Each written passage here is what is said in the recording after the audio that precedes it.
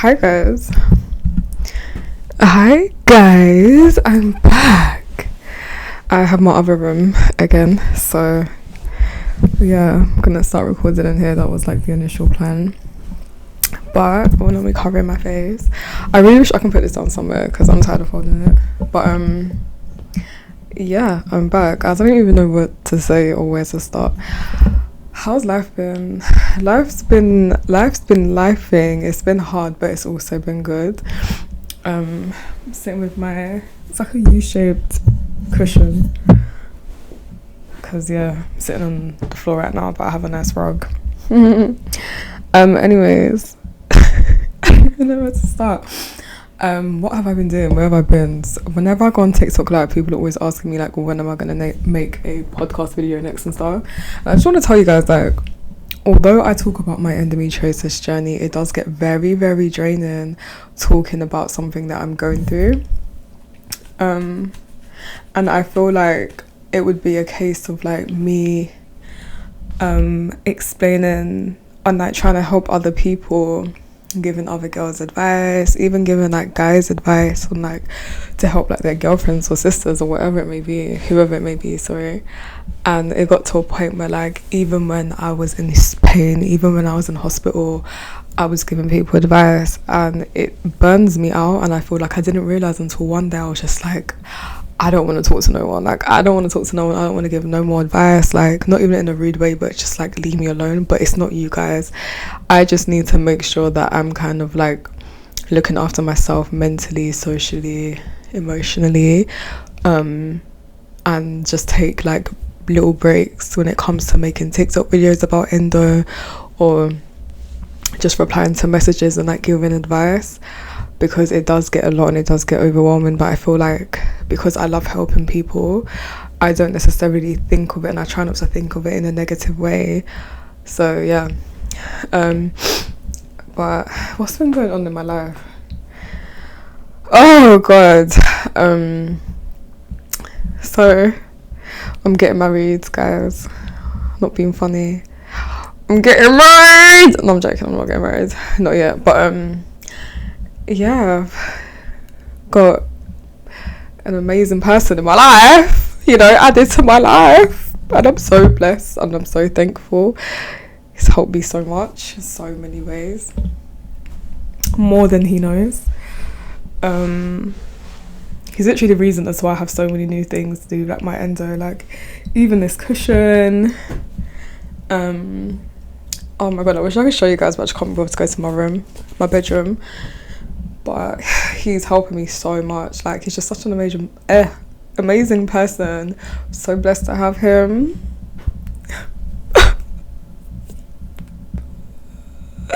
God did, yeah, let me tell you.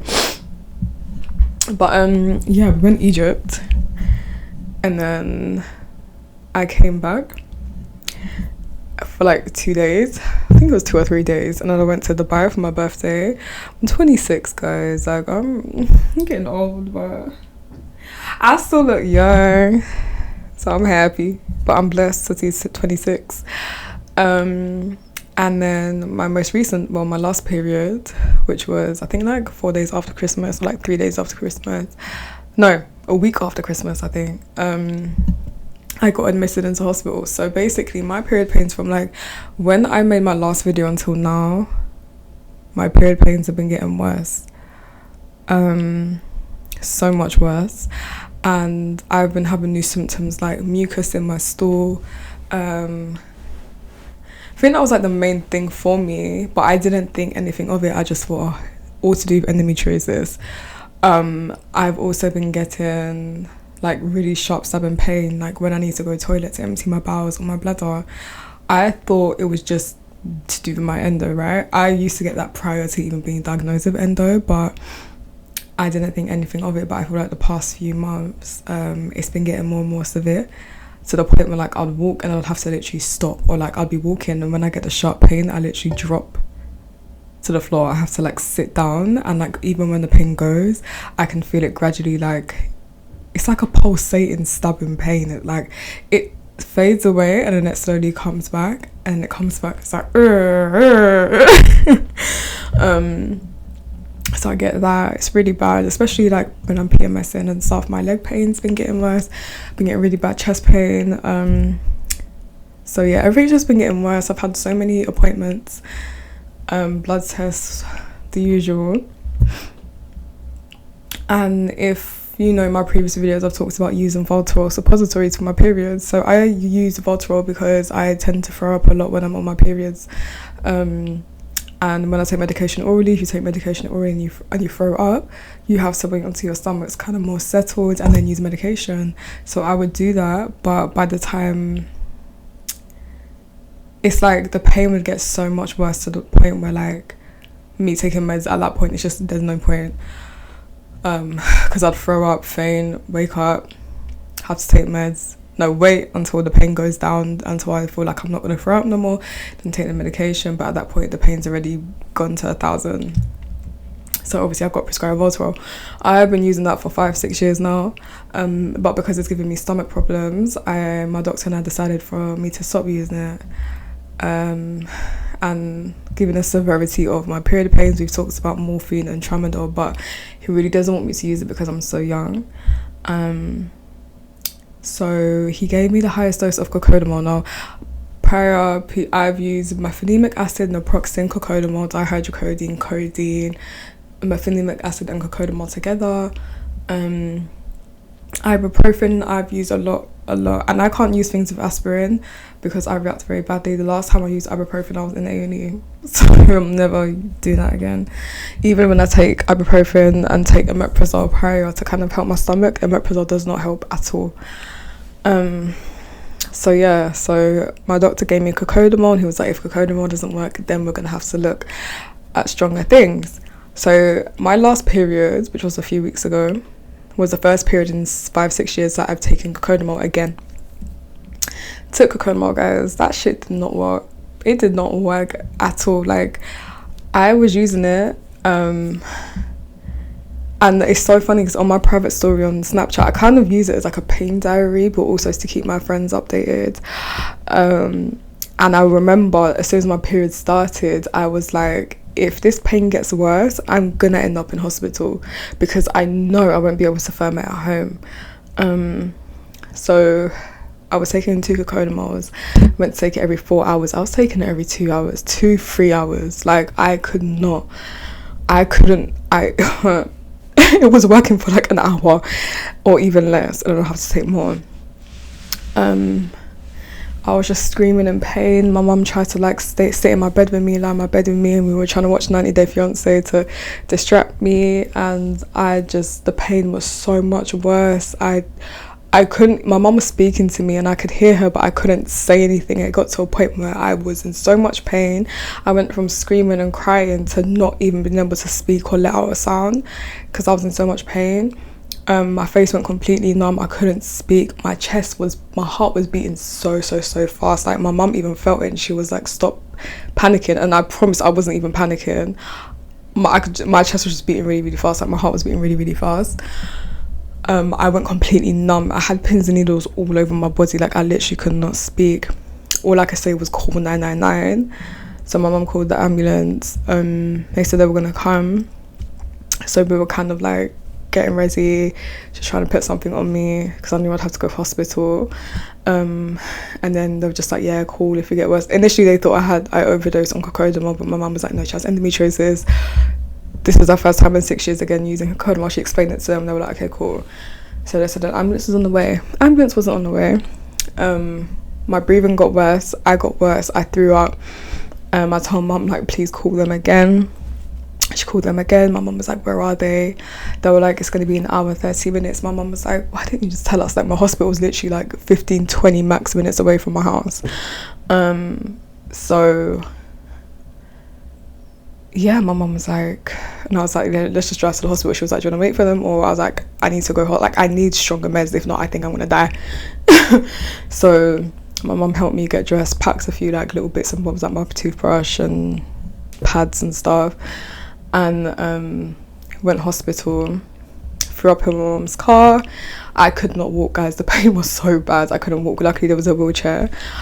My mom knows this as well. I'm someone where, like, I don't make noise when I'm outside.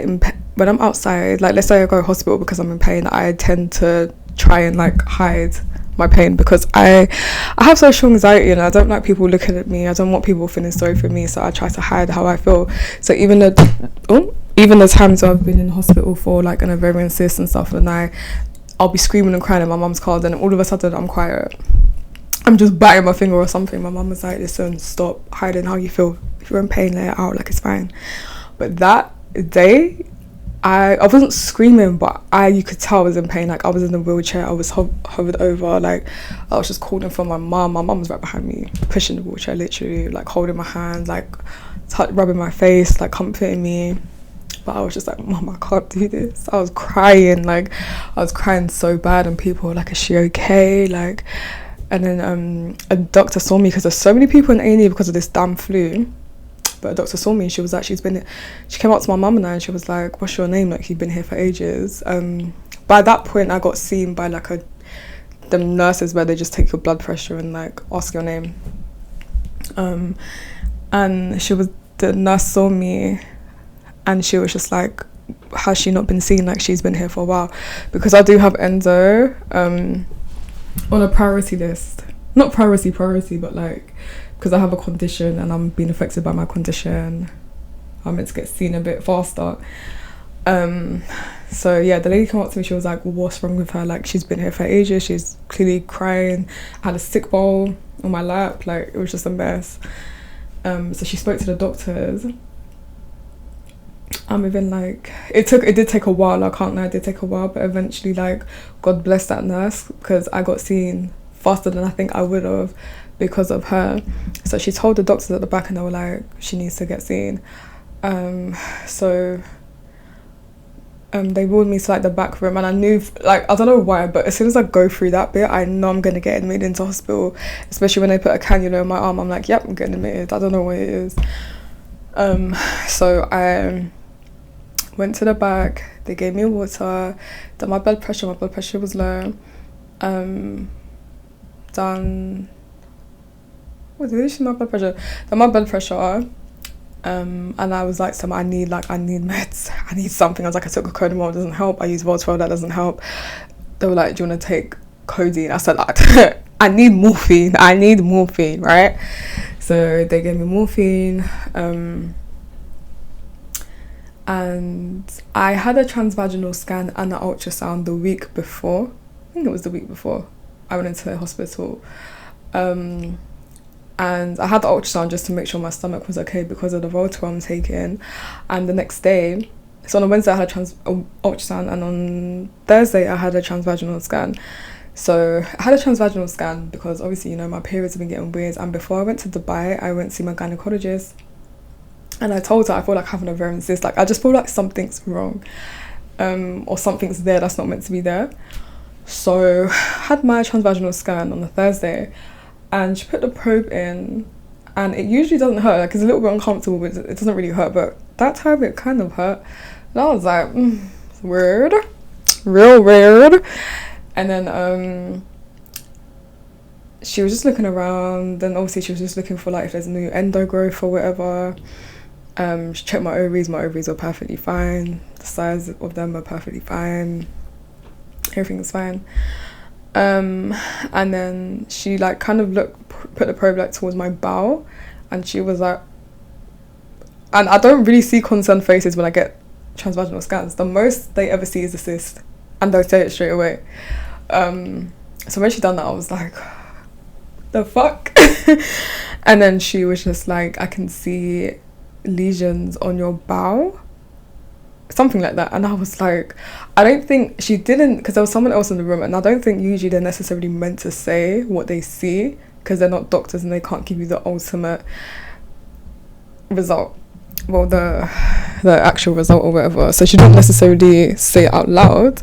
I need to screw this. She didn't necessarily say it out loud, but she was just like, Lesions on your bowel. I don't know whether she said it in a way where it's like she wanted me to hear it, but she didn't want to directly say it because the other woman was in the room. She was really, really, really lovely and like trying to make sure I'm okay whilst doing the scan, and she could see I was really uncomfortable because it was uncomfortable doing it.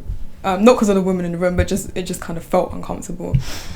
But yeah, she said it once. I didn't even get to question it. I was just like, so in my head, like I get out of the appointment, I call my babes. I'm just like, I think I have bowel endo, and I'm just like, oh my god, like with endo, it's like I know that it grows back. I know there's scar tissue involved, all of that jazz, but it's just so draining because I had my surgery to diagnose me in Feb last year, and it's like, damn, like what, my body couldn't even wait like 3 years or something for growth. Like it hasn't even been a full year. Even now it hasn't even been a full year.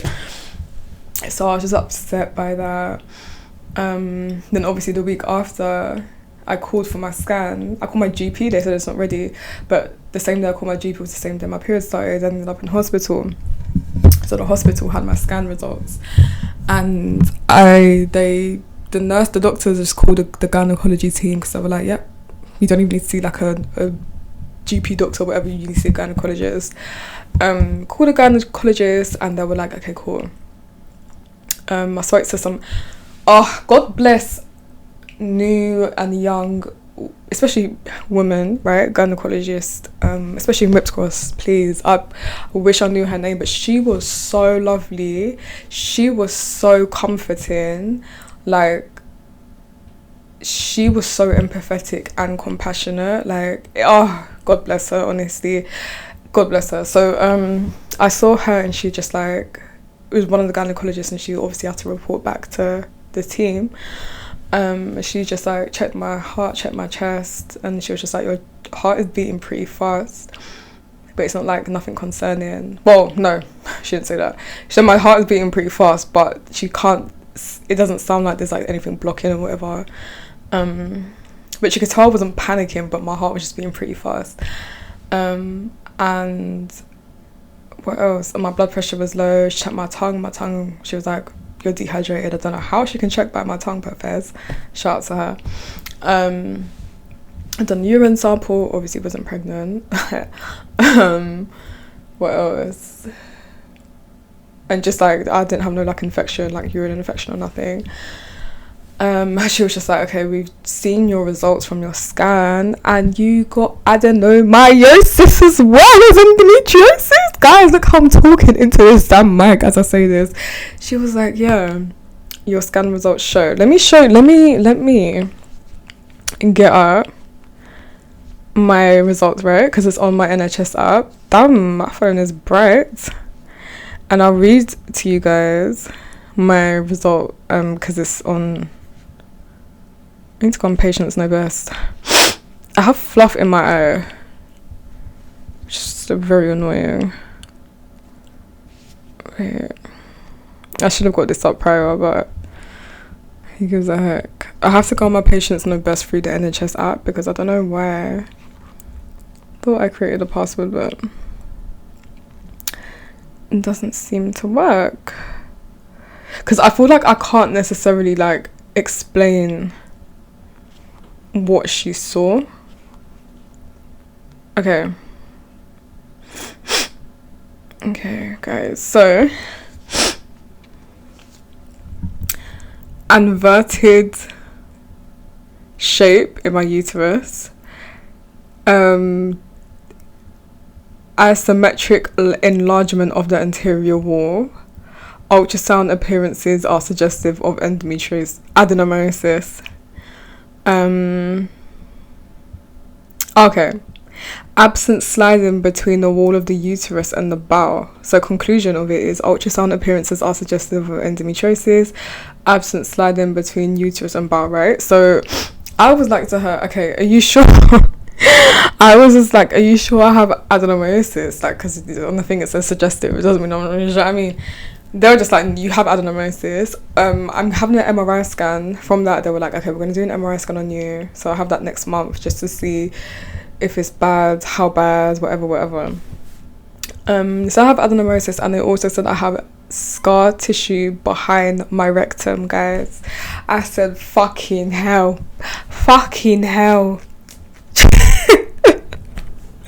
I said, fuck.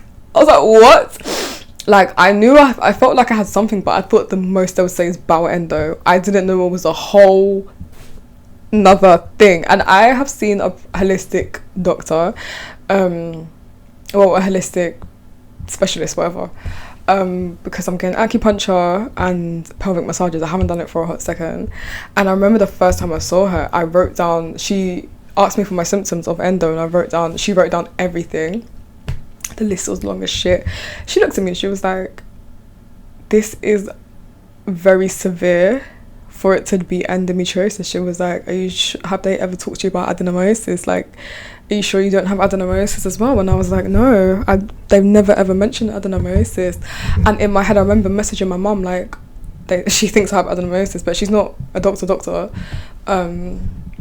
But it was in my head, and I was just like, I don't even want to go to my doctors and try and fight for adenomyosis, because it took me 13 years to get diagnosed for endo. 13 years to get me diagnosed for endometriosis. I am not trying to fight for another diagnosis, like, no. So I just brushed it. The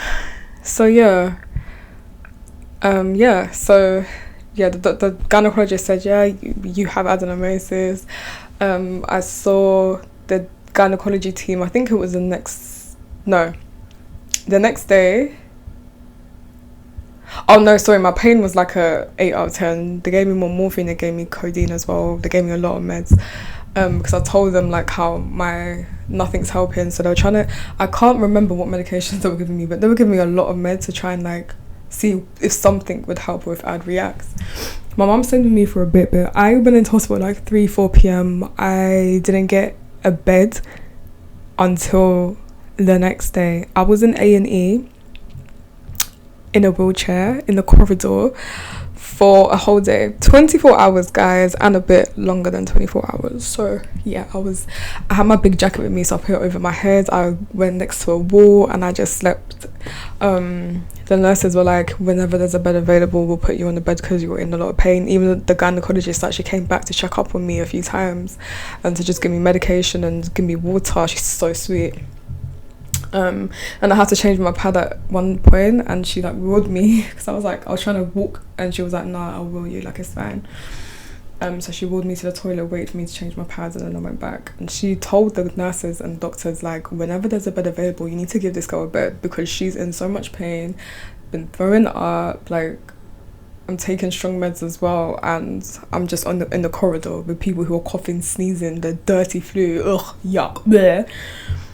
Didn't end up getting a bed, but it's fine. Eventually, the porter came and said, yeah, like, your rooms are waiting for you in the ward. So eventually I went to the ward, I got wheeled to the ward, had my own room, which was great. Stayed there for 5 days. Saw the gynecology team the next day, and they discussed my results, and they were like, yeah, you have adenomyosis. And I was like, so do I have endo or adenomyosis? They're like, you have both. I said, Merry Christmas. They talked to me about a pill. I said, I don't want to hear it. I'm very against contraception. They said, why? I said, because I am. I've taken a few in the past. I didn't react well. Don't want it. And it's so funny because the gynecologist I initially saw, like the lady who I saw when I went into A&E, she was like, have you thought about a coil or whatever? And I was just like, yeah, but I just don't want to take anything. And she was like, do you know what? It's better to get to the root of the problem and try and figure out ways to manage it before trying to use anything to mask your pain. So I understand. When she said that, I was like, I want to put you in my pocket because I really like you. So yeah, I saw a gynecology team the next day, and they were just like, yeah, you got adenomyosis and you have lesions behind your rectum. But they were just like, we're going to keep you in until you feel ready to go home, but also until... it was more so about how I felt, but they did want to keep me in for a hot second anyway, just to monitor my pain and see if it got worse or better, and like, yeah, just monitor stuff. So throughout my stay, I can't, honestly guys, I was on so much meds. I was on so many meds. I can't necessarily remember how much meds I took, but they gave me, I ended up going home and they prescribed me gabapentin, dihydrocodeine, anti-sickness and paracetamol. My period started in like 5 days. Let me check. Got my period calendar. 3 days. What? I thought it was at least 5 days. Shit. Oh, guys, I have such bad anxiety because I'm scared in case I end up back in hospital. My period started in 3 days. I kind of packed the hospital bag just in case because I was taking gabapentin and stuff, but that was like the 3rd day towards my period that I was solely taking gabapentin and codeine. The first day, even when I went into hospital, the first day, they were giving me morphine, paracetamol, codeine. So like I'm scared. And yeah, so I've been referred to a pain management team, a pelvic floor specialist, endometriosis specialist, my normal gynecologist. I've had to be referred to a cardiology team for my chest. And yeah, I think that's it for now. But yeah, so I got discharged the New Year's Eve. I saw a black nurse. She was so lovely, so sweet. She was young as well, and she was just like, I know you don't want to be here for New Year's. And I was like, absolutely not. Like, I knew I was gonna sleep, but my girl Princess, I love her so much. Like, I love her so much. She visited me in hospital. I think it was like the 2nd day I was there, and for New Year's, like we knew we were gonna sleep, but she still came to my house. We had fried rice. Like, she came to my house when I got discharged. I got discharged like 8 p.m. and she still came to my house and warmed up some fried rice. I had a nice shower and just lied in my bed and we fell asleep going into New Year's. And honestly, like, I'm so blessed to have like sisters like that in my life. Like, oh my god, it's like having a community of people who love you and care for you and empathize with you and understand your condition is such a blessing. Like, having my mom, having my brothers, having my auntie, my uncle, my cousins, my girls, even some of my male friends that they don't even know how to pronounce endo, but they're so amazing. And my babes, like, I love y'all so much. Like, I don't know what I would do without them. It's so important. And I honestly have realized, like, the smaller your community is, the better. I don't want a lot of people.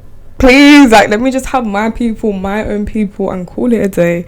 So I'm so blessed and so thankful for my girls. My girl Princess came to see me. My girl Peju, Bria, like, my mummy was there. My brothers were there. Like, I always feel so loved. Like, so loved. Like, whenever I'm in hospital, like, I never ever feel alone. Never. And also, one of my guys was in hospital. God bless him, he has sickle cell, and obviously I was in hospital. He got admitted, I think it was the day before me. So we were just FaceTiming each other and we were just texting each other like, oh, first person to throw up gets £5. It was just funny. Like, obviously it's not, realistically it's not nice because no one should be suffering when we're in hospital often, but at the same time it's like we make jokes out of the situation, and it's just nice to have someone who can relate. Even though he's a guy, he has sickle cell, but I have family members who have sickle cell, so I do understand that. And also, like, it just, I don't know, it was funny, but it's easy to feel lonely as well. It's very easy, because I don't know anyone directly who experiences the same level of period pains as myself. Yeah, so like it's easy to feel lonely, but my family and my close ones, they make me feel so loved. They make me feel like I'm not alone. So even when I have moments of like feeling lonely, like I just sit and think like I'm so blessed, so blessed. And my babes is like, honestly, like, he's been my rock. He's been my rock. Like, honestly, like, oh god, I don't even wanna I can be here all day, but he's been such a blessing, such a big blessing. Yeah, just that's a video for another day. I don't even think I will even make a video like that, because that's corny. And yeah, it's not corny. Loving someone is not corny. It's not corny, guys. It's not. But yeah, I'll be here for a long time if I talk about him. But yeah, like just having someone who understands your condition and has like a close family member or whatever like have the same condition as myself, so it's easier for him to understand. And he's just so empathetic, he has emotional intelligence, like he's so encouraging, and he is strict, which is good, like because obviously with endo and stuff, like diet, how you are just every day, like your lifestyle plays a huge part. So he's like, yeah. As soon as I told him I have adenomyosis as well, he was like, we're about to get real strict. But yeah, like it's honestly such a blessing to have someone who wants the best for you. And like, yeah, it's just amazing. I can't be here all day.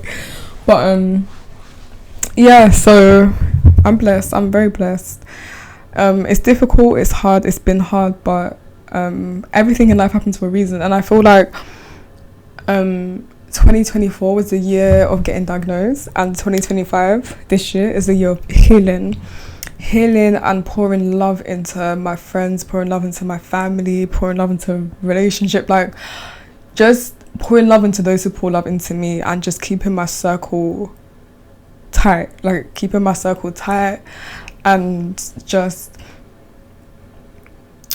just being there for myself and showing up for myself and showing up for the people around me, and just living. Like, this is the first year where I know I have endo. Like, obviously, yes, last year I was diagnosed with endo, but this is the first year where it's like it's been a full year since I'll be diagnosed with endo. December this year will be a full year since I know I have adenomyosis. So it's like the start of last year I got diagnosed with endo in Feb. The end of last year I got diagnosed with adenomyosis. This year is a brand new year, and it's hard to see positives in it. It is, but I feel like being intentional with God and having God by my side, and just praying and like listening to gospel and just really feeling the words, and like it's made me realize like I can do anything if I have God by my side. And having friends, oh my God, having friends who also love God and praise God and go to church and are intentional is so important. Like, it's so important, because they pour so much life into me and always like pray for me and just send me like verses and stuff whenever I'm feeling down. This camera has dimmed. I'm shook. I don't want it to die. But they send me verses whenever I'm feeling down, and oh God, I'm so thankful for my circle. Like, I am so thankful for the community that God has blessed me with in my life. But yeah, that's been my life, guys. Nothing exciting has, well, yeah, like I'm just thankful. I'm thankful. Like, I'm thankful that I have another diagnosis. It is what it is. I just pray that God, regardless of everything, God gives me good health, healing, happiness, prosperity, protects myself and my loved ones from any evil, illness in the world, covers us by the blood of Jesus, like strengthens my relationship with my babe, my friends, my family, like just everyone. Like, I'm just so appreciative and blessed and happy and just internally at peace, and I pray it stays that way. So yeah, but yeah, the light has dimmed on my camera and I'm shook. I don't want it to die, so I'm gonna go.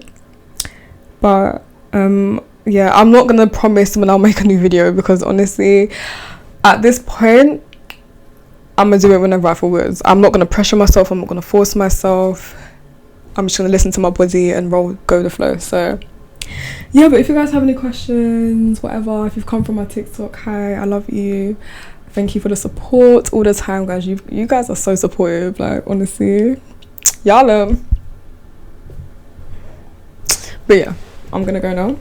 So take care of yourselves. Oh my God, take care of yourselves. If you want to know the holistic doctor I go to, just message me. If you want to know I'll make a new video on like all the things that I've gotten and tried for myself. Can't promise to say if any of them have helped, because I haven't used them consistently, but I definitely want to help you guys in case it does help you guys. But yeah, I'm gonna go. Bye. Ow, I just did you guys see that?